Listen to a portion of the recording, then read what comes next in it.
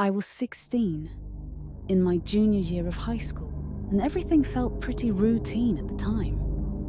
9 periods each day, the usual grind. 5th period was lunch, and right after that was astronomy class. That astronomy class, though, was a bit different. It was held in one of 2 basement classrooms that most students referred to as the chamber. The basement had this unsettling vibe to it, like it was stuck in some forgotten part of the school's history. Originally, the basement had been part of the janitorial area. When the school got too crowded, they remodeled it, turned it into 2 classrooms, and stuck them in this long, narrow hallway. But the makeover couldn't shake the feeling that something about the basement wasn't quite right. No loudspeakers, no intercoms, and honestly, being down there sometimes felt like being cut off from the rest of the school. 1st period announcements never reached us, and sometimes, when the rest of the school was buzzing with activity, it was just silent down there. That day in astronomy, we had a quiz. I always found the class pretty easy, so I finished quickly. Afterward, I texted my friend, JJ, who was in the other basement classroom. I was bored, and knowing we both had some downtime, I told him to meet me in the bathroom. JJ was game, so I stepped out of class and walked down the dimly lit hallway to the bathroom at the end. It didn't take long before JJ slipped into the bathroom too. We were just killing time, joking around, and trying to make each other laugh. After a few minutes, JJ checked his phone. His eyes widened for a moment before he looked at me with that mischievous grin he always had when something ridiculous was about to happen. "Someone just texted me," he said. "The school's on lockdown." We both looked at each other, and for a second, it didn't really sink in. Lockdown? That was serious, right? But instead of panicking, JJ smiled wider. "Dude, no one knows we're out here," he said, excitement rising in his voice. "We've got the whole school to ourselves."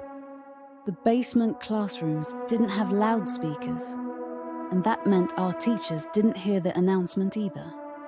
That meant we had free reign of the school. At least, that's what we thought. We both agreed to sneak upstairs and check out the empty hallways. We quietly opened the door to the main floor, and the second we stepped out, we froze. Something was off. The lights were all off, leaving the hallway in almost total darkness. Usually, during lockdowns, the lights stayed on. The only light came from the lobby at the far end of the hall, casting an eerie glow that didn't make things any less creepy. "This is legit," JJ whispered, his grin fading slightly, as the atmosphere started to weigh on us. Neither of us said anything for a moment, but we both knew something wasn't right. There was a heaviness to the air, a tension that made my stomach twist. JJ stepped out further, and I followed, my eyes adjusting to the darkness. That's when JJ stopped dead in his tracks and whispered, "Who's that?" I looked where he was pointing, down the hall. Emerging from the shadows was a man, walking slowly toward us. At first, we thought he might be a teacher, but the closer he got, the more obvious it became. This guy wasn't staff. He was dressed in tattered clothes, way too casual and scruffy for any teacher, or even a janitor. Something about him felt off. "Let's get out of here," I whispered, already starting to backpedal.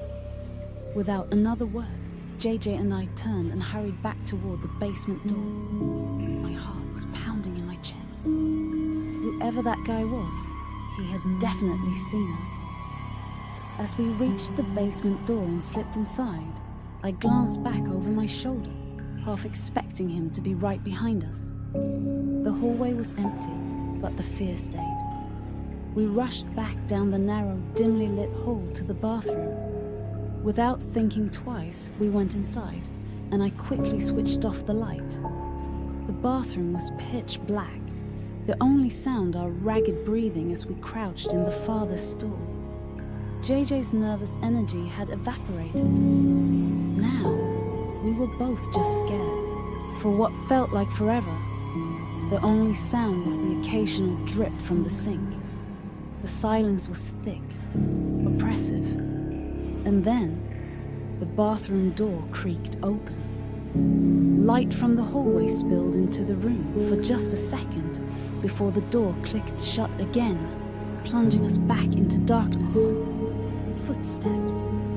Slow, deliberate. They echoed off the tile floor. Someone was walking toward us. Whoever it was stopped near our stall, and then the sound of heavy breathing filled the room. It was the kind of breathing that comes from someone who's out of breath, or worse, someone who's trying to stay calm. My skin prickled with fear. I looked over at JJ, who was trembling. I could hear him trying to control his breathing, but it wasn't working. Then JJ made a mistake. He leaned toward me and whispered, "We've got to crawl out." It was barely audible, but in the dead silence of that bathroom, it might as well have been a shout. The heavy breathing outside the stall stopped abruptly, followed by a slow, scraping sound against the stall door. Then came the pressure. The person outside was trying to force the stall door open. "Go!" I whispered sharply. We dropped to the floor and crawled under the stall dividers, moving as quickly and quietly as we could. The person outside was now banging on the stall door, harder and harder. We kept moving, crawling under the next stall and then the next, until we finally reached the end. I stood up, hand shaking as I reached for the door. With one quick motion, I opened it, and the dim light from the hallway poured into the bathroom again.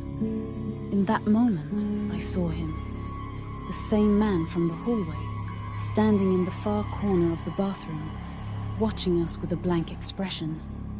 We bolted, sprinting down the basement hall and banging on the door of JJ's classroom. The teacher let us in immediately.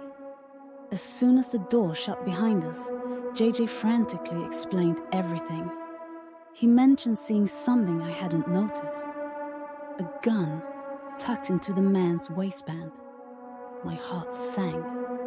I hadn't seen the gun, but I could feel the weight of the situation pressing down on me. The rest of the class sat huddled in the corner, silent, listening. This wasn't the kind of thing people laughed off. The tension in the room was thick, everyone on edge. And then, out of nowhere, a loud bang on the classroom door shattered the silence. A couple of girls shrieked, and everyone jumped. We all turned to look. The man was there, standing at the door, staring through the small window, his hand jiggling the doorknob. He banged on the door again, harder this time. His face contorted with anger. Then, just as quickly as he had appeared, he turned and walked away, disappearing back into the darkness of the hallway.